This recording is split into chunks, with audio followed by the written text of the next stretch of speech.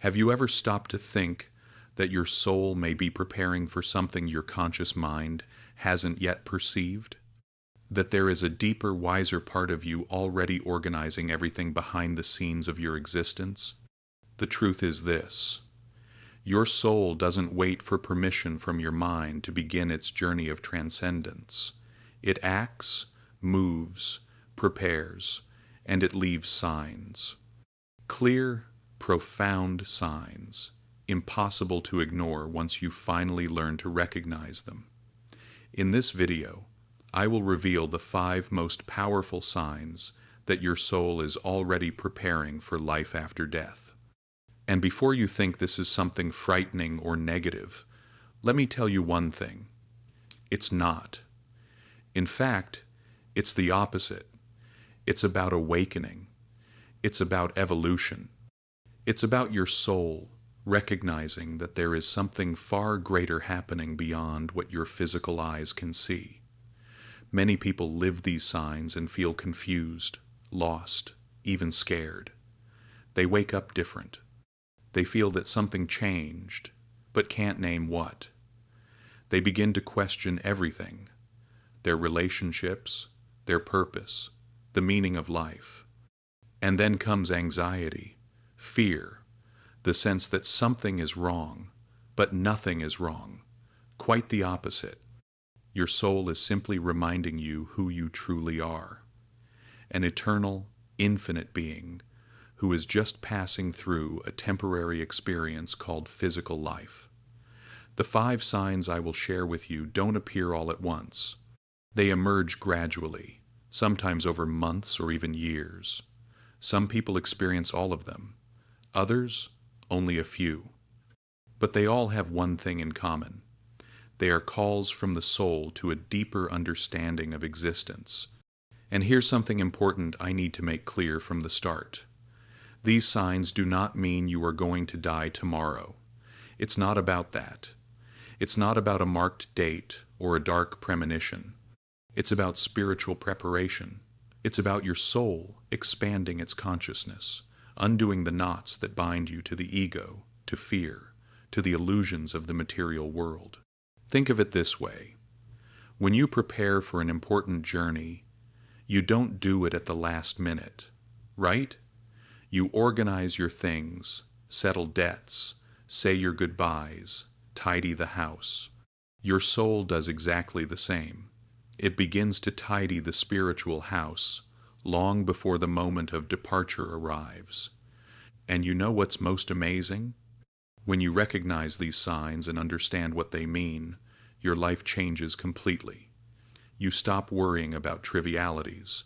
You stop wasting time on things that don't matter. You begin to live with more purpose, more presence, more love. The first sign that your soul is preparing for life after death comes at night, when your conscious mind finally rests and allows true spiritual communication to take place. You begin to dream of people who have passed away. But these are not ordinary dreams. They are experiences so vivid, so real, that when you wake, the feeling is that the person really was there. You remember the details: the tone of voice, the smell, the texture of the hug, the sparkle in the eyes. Everything seems more real than reality itself. And here's the secret many don't understand: those aren't just dreams. They are spiritual visitations, genuine encounters happening in a dimension your waking mind still can't fully access. When your soul starts preparing for the transition, it naturally begins to fine-tune your vibration with the spiritual plane. It's like tuning a radio. You are starting to pick up frequencies that were previously out of your reach. And who is on the other side, waiting, ready to assist you in this process? Those you loved and who left before you. Pay attention to the details of these dreams. The departed often appear peaceful, radiant, younger than when they left. They don't come bearing messages of fear or despair. They come with love, with tranquility, sometimes with specific guidance about things you need to resolve here. And there's another important detail. those dreams begin to happen more frequently. If before you dreamt of someone who passed once a year, suddenly you are dreaming multiple times a week, sometimes multiple times in the same week. Your soul is intensifying the connection, opening portals of communication between worlds. Many people ask me, but how do I know whether it's really a spiritual visitation or just my mind creating images? The answer lies in the sensation that lingers afterward. A normal dream dissolves quickly when you wake. A spiritual visit stays with you throughout the day, sometimes for days. You feel a presence, an inexplicable peace, a deep certainty that it was real. Your soul is doing this for a specific reason. It is preparing you emotionally. It is showing you that death is not the end of connections, that love transcends all physical barriers, that you will reunite with all whom you love when your time comes. And you know what's most beautiful? When you begin to have these dreams, it is a sign that you are ready, ready to look beyond the veil of material illusion, ready to understand that there is much more happening than your 5 physical senses can perceive. If you are having these dreams, do not ignore them. Don't dismiss them as just dreams. Write them down. Reflect on them. Be grateful for them, because they are gifts from your soul, preparing you for the most important journey you will ever take. The second sign is one of the most transformative and, for many, the most disconcerting. Suddenly, things that once mattered so much to you simply cease to matter. That car you dreamed of owning, it no longer matters. That job promotion you chased so hard, it's lost its sparkle. Fashion brands, the latest gadgets, social status, all begin to feel empty, meaningless, almost childish. And it's not that you are depressed or giving up on life. It's actually the opposite. You are finally seeing life as it truly is. Your soul, when it begins preparing for the transition, naturally loosens its grip on the material world. It knows something your ego is still learning. You can't take any of it with you. Not a cent. Not a jewel. Not a trophy. Nothing. As this detachment happens, you begin to see the material world for what it really is. A temporary stage. A place of learning. Not the final destination, but just a stop in the soul's infinite journey. And here's something fascinating. The more you detach from the material, the more your life becomes filled with things that genuinely nourish your soul. Relationships deepen. You rediscover passions you had forgotten. You begin seeking experiences instead of possessions, connection instead of accumulation. This doesn't mean you're going to throw everything away and become a monk in the Himalayas. It means your relationship with things fundamentally changes. You may continue working, earning money, living comfortably, but none of that defines or controls you anymore. Your soul is teaching you a crucial lesson. You came here with nothing, and you will leave with nothing. What you take with you is only who you became, the love you gave, the lessons you learned, the light you shared. And there is another aspect to this sign that is equally important. You begin instinctively attending to material loose ends. You organize documents. You draw up a will. You pay off debts. You return borrowed things. It's as if your soul is tidying the house before departing on a long journey. Many people resist this process. They fear losing the identity they built based on possessions and external achievements. But those who surrender to this detachment discover an indescribable freedom. They discover that true wealth has always been inside, never outside. If you are going through this detachment, celebrate. Your soul is freeing you from the heaviest chains of all, material attachment. It is preparing you to fly. The third sign is perhaps the most profound of all. It is a feeling that begins to grow within you, soft at first, but increasingly present. The sense that you have done what you came here to do. It's not a sense of giving up. It's not fatigue. It's not despair. It's a deep peace, a completeness that doesn't depend on external achievements. It's like reaching the end of a well-written book and feeling that everything made sense, that every chapter had its purpose. Your soul knows exactly why you incarnated in this life. It had contracts, agreements, specific lessons to learn and teach. And when those main missions begin to complete, it sends this clear signal. It is done. Everyone describes the same thing, a sensation that cycles are closing, that the pieces finally fit, that the puzzle is complete. And along with this feeling comes something extraordinary, spontaneous reconciliation with the past. You catch yourself forgiving people you swore you'd never forgive. Old hurts simply dissolve. Resentments lose their power. You feel a deep compassion for everyone who passed through your life, even those who hurt you. This happens because your soul is resolving pending karmas. It is undoing energetic knots that bound you to certain patterns, certain people, certain pains. It knows it cannot advance to the next stage carrying those weights. Let me give you a practical example. You have a family member you haven't spoken to in years because of a fight long ago. Suddenly, out of nowhere, you feel a genuine impulse to call them, to make peace, to clear the air. You don't force this.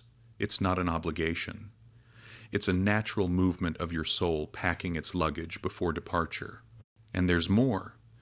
You begin to feel gratitude for things that once bothered you. That difficult boss? You see the lessons they taught. That painful betrayal? You see how it strengthened you, redirected you to better paths. That devastating loss? You understand that it was part of the larger plan. Your soul is showing you the complete tapestry of your life. From a human viewpoint, we see only loose threads, disconnected moments, some good, some bad. But when the soul assumes the perspective, you see the entire design, and it is beautiful. This sense of mission fulfilled brings an incredible freedom. You stop living in survival mode and begin living in being mode. You stop chasing validation and simply exist. You stop worrying about what you haven't done and celebrate everything you have lived. Many people fear this sign. They think, if my mission is fulfilled, does it mean I'm going to die? No. It means you have completed the main curriculum, and now you are in the credits section. Everything from here on is bonus, pure grace, living for the pleasure of existence, not out of obligation or karmic debt. And you know what happens when you reach that state? You finally live, truly, without guilt, without fear, without haste.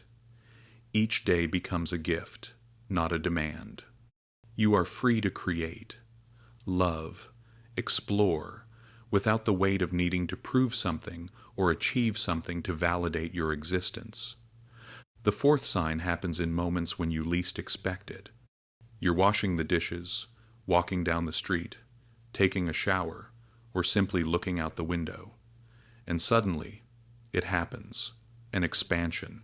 Your consciousness opens in a way you've never experienced before. For a few seconds, maybe minutes, you're no longer just you.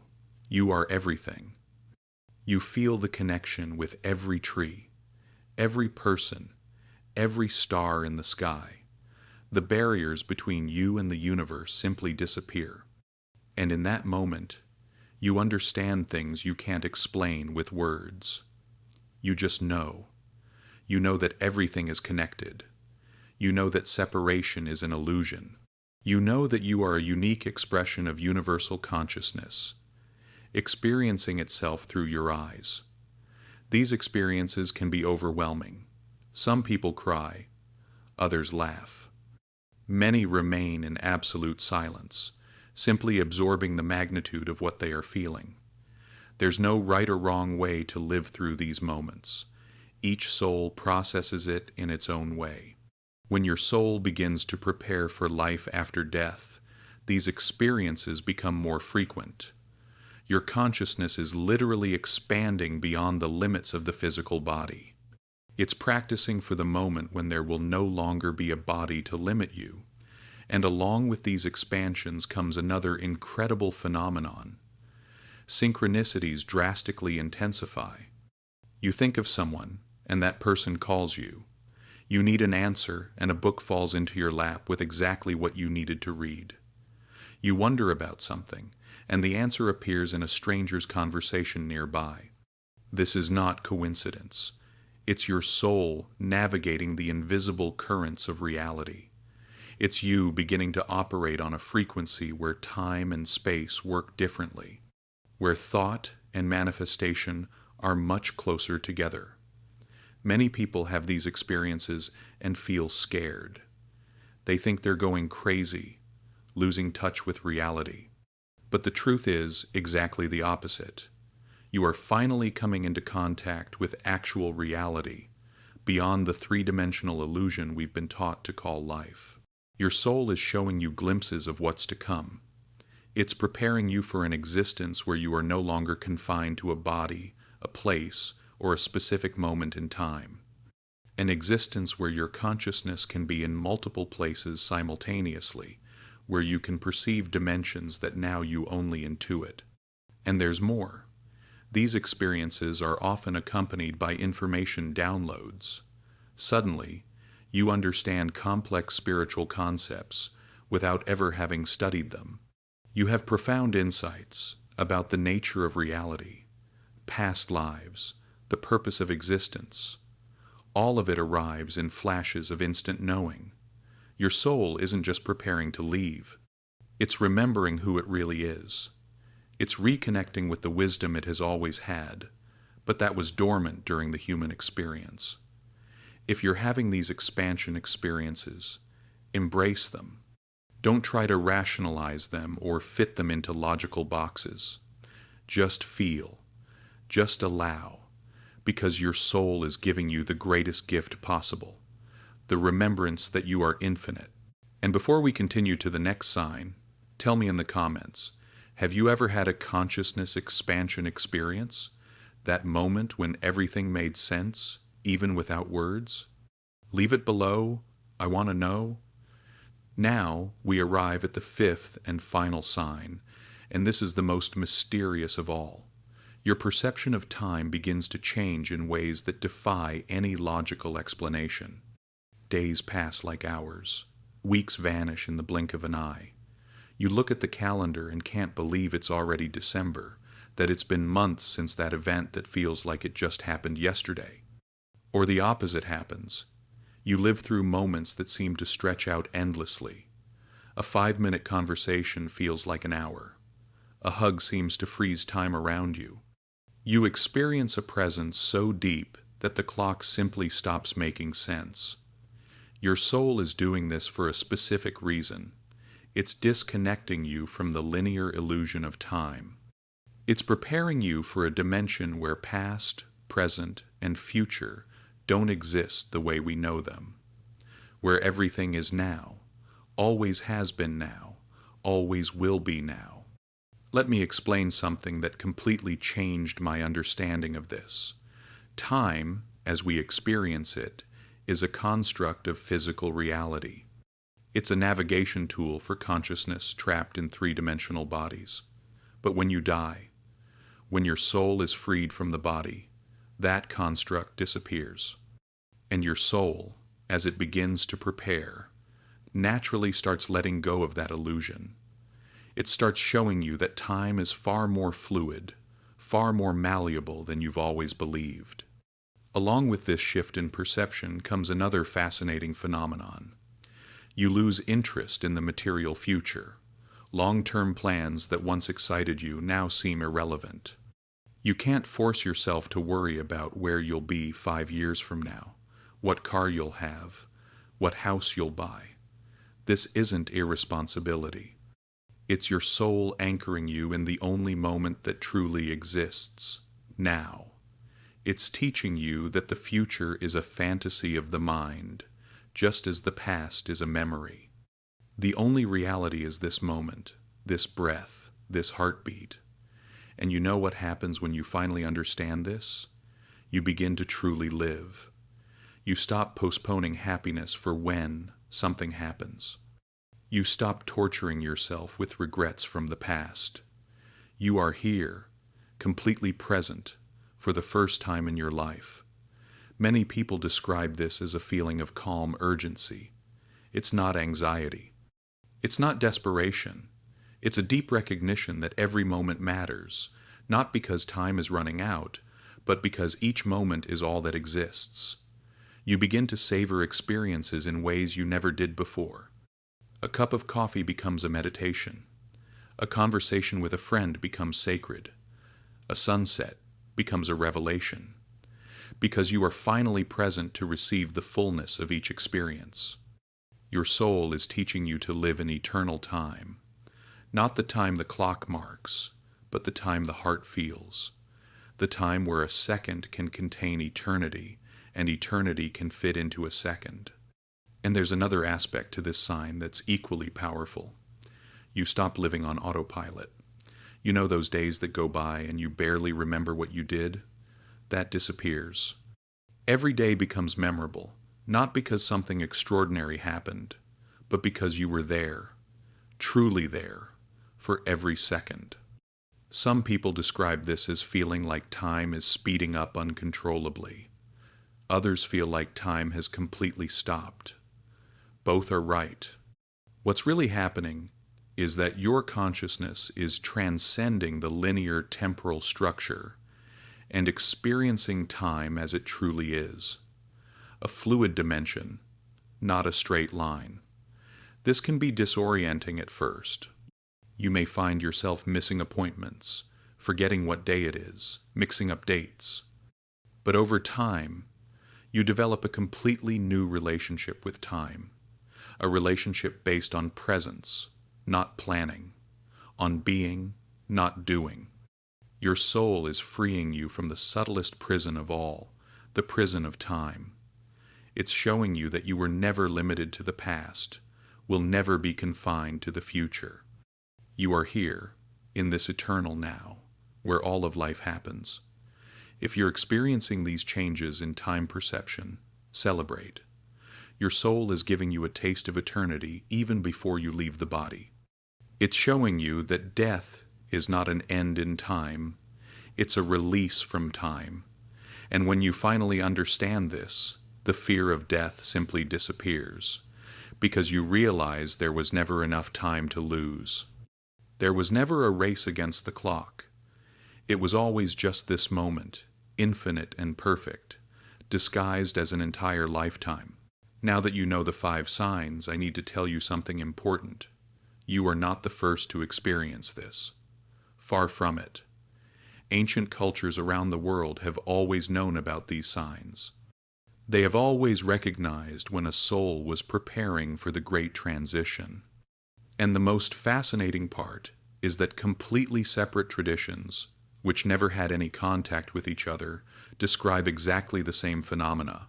Native American shamans called this the call of the ancestors. They believed that when a person began having visits in dreams, detachment from material things, and changes in perception, it was because their ancestors were already preparing the path back home. The whole tribe recognized these signs and honored the person, knowing they were transitioning between worlds. In Tibet, Buddhist monks developed an entire practice around these signs. They call it phawa, the transfer of consciousness. The masters taught that these signs were golden opportunities to practice conscious death, to actively prepare for the great passage. They didn't see this as something sad, but as a spiritual privilege. And here's something that gives me chills. The Tibetan Book of the Dead describes in eerily accurate detail the states of consciousness that accompany these signs. It talks about the visions, the expansions of consciousness, the dissolution of material attachment. Everything we're discussing here was mapped over 1,000 years ago.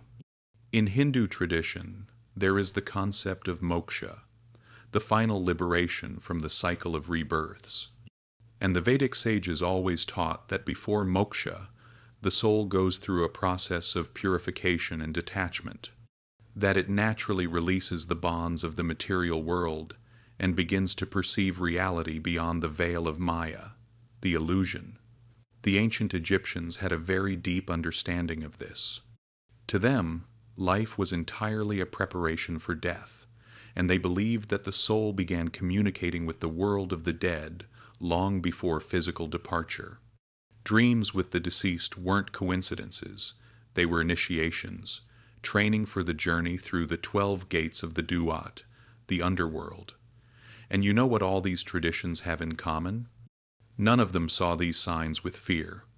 All of them celebrated, all of them honored, because they recognize something that modern culture has forgotten. Death is not a tragedy.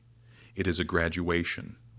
Now, before we move on, let me make an important invitation. If you want to master this expansion of consciousness and learn to deeply connect with your soul and the universe in a practical and transformative way, I invite you to the Quantum Thinking Challenge. It's 21 days of daily practices where you'll reprogram your mind, raise your vibration, and unlock your full spiritual potential.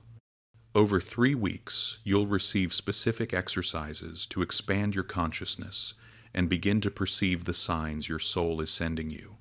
The first participants have already sent me amazing reports of synchronicities, manifestations, and awakenings happening in their lives. Are you ready for yours too? The link is in the first pinned comment.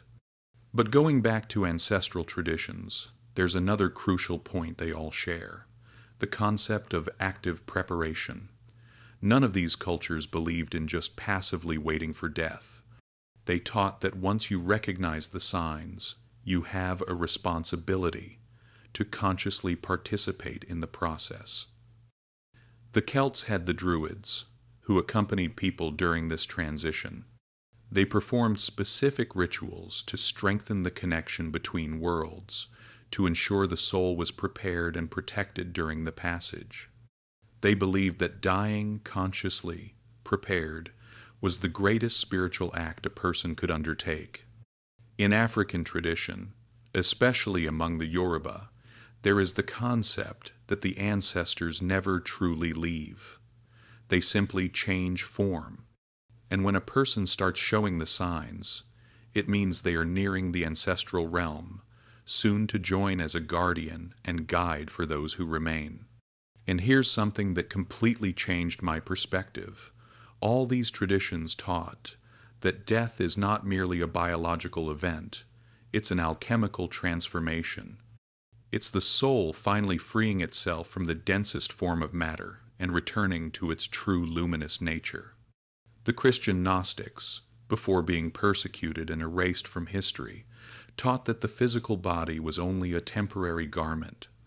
That true resurrection didn't happen after death, but during life, when you recognized your divine nature and began to live from that awareness. Siberian shamanism speaks of little deaths, consciousness expansion experiences where you temporarily die to the ego and are reborn into cosmic consciousness. They believed these little deaths prepared the soul for the great final death, making it a familiar rather than frightening experience. And you know what's the common denominator in absolutely all of these traditions?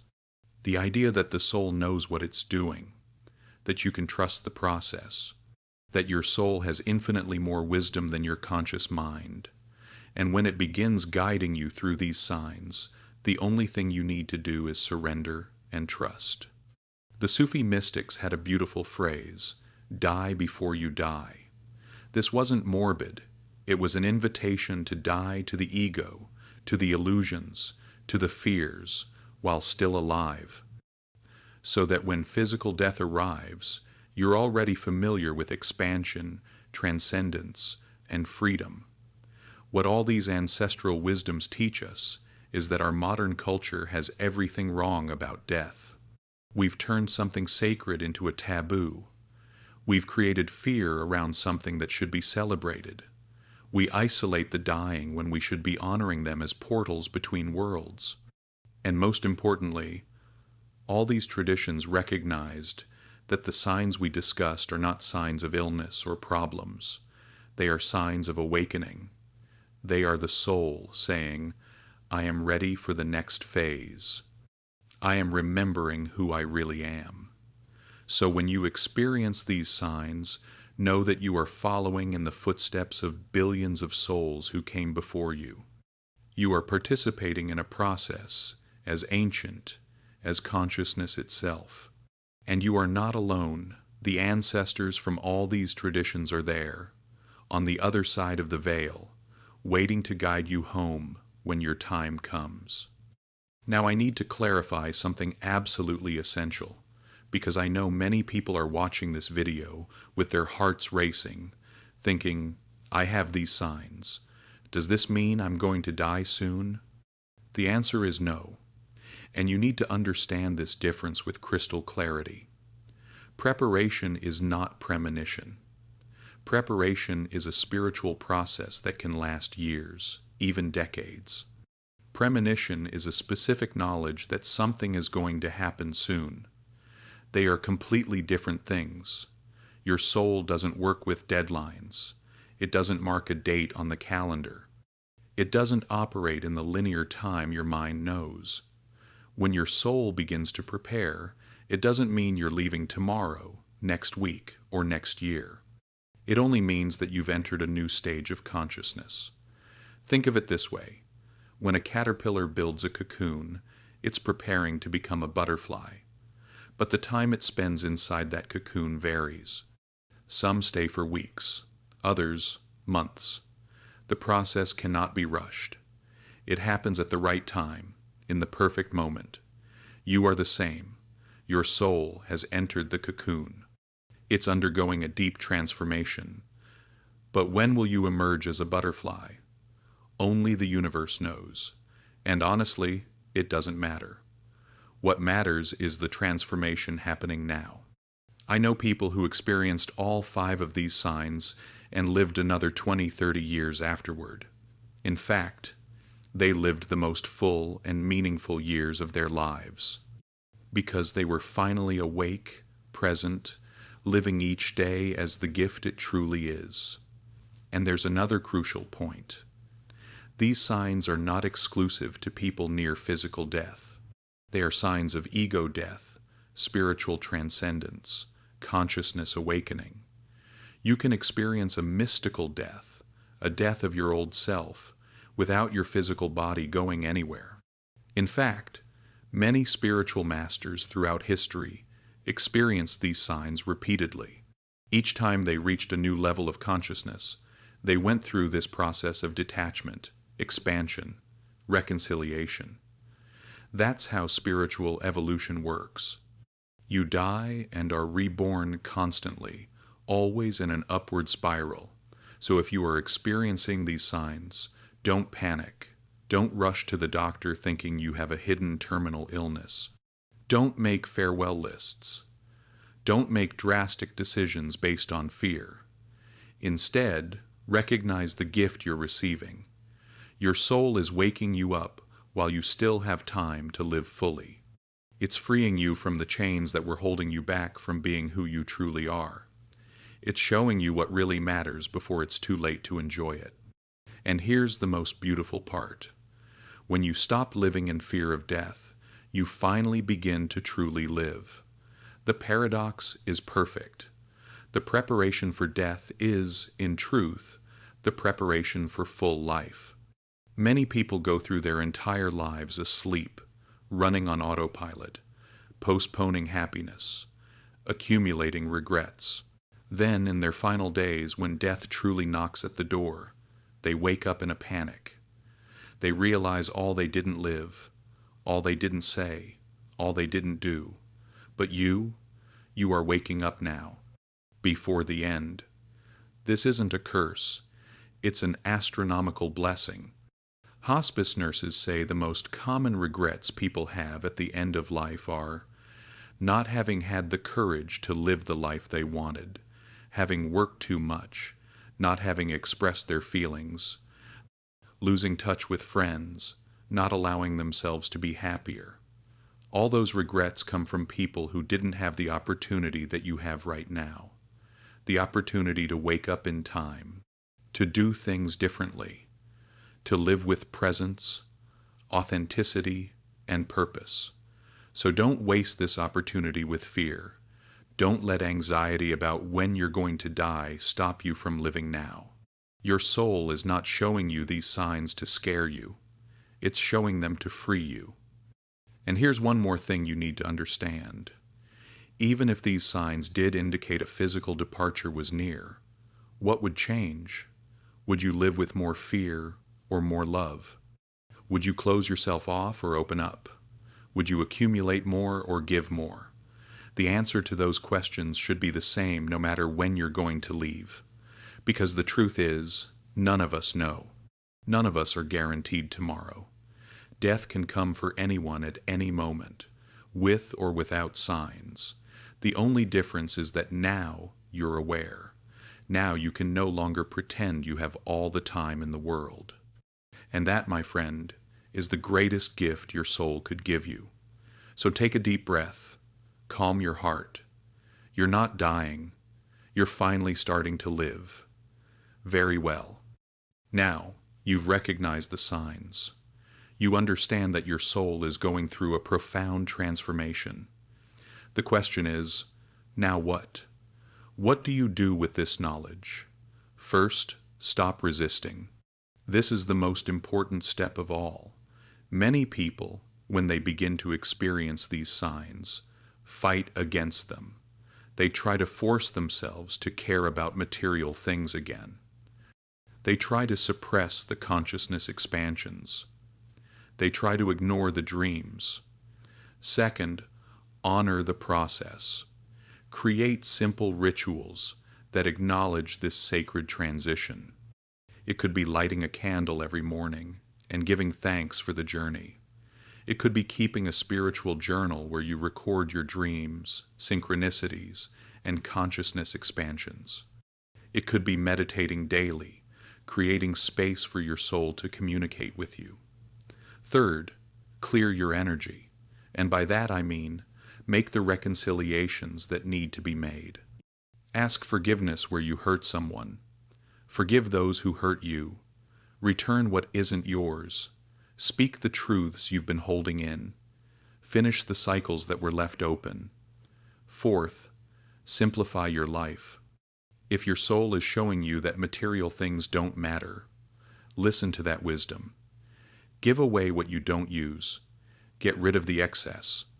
Create physical space, because physical space creates mental and spiritual space. Fifth, deepen your real connections. Your soul is showing you what truly matters: love, connection, presence. So invest in that. Spend more time with the people you love. Have deep conversations instead of superficial ones. Say "I love you" without waiting for the perfect moment.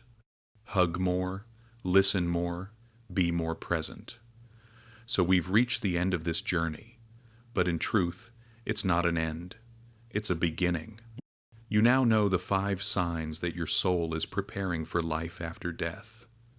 You understand that these signs are not a death sentence, but an invitation to awaken. You know what to do when you recognize them. And more importantly, you understand that this process is a blessing, not a curse. But let me tell you something that might be the most important truth of all. Your soul is not just preparing for death. Your soul is preparing for eternal life, for the infinite continuation of consciousness, for the next adventure in a journey that never truly ends. Death is not the end. It never was. It is only a change of form, a transformation. Like the caterpillar becoming a butterfly, like the seed becoming a tree, like the wave returning to the ocean. The essence remains. Only the form changes.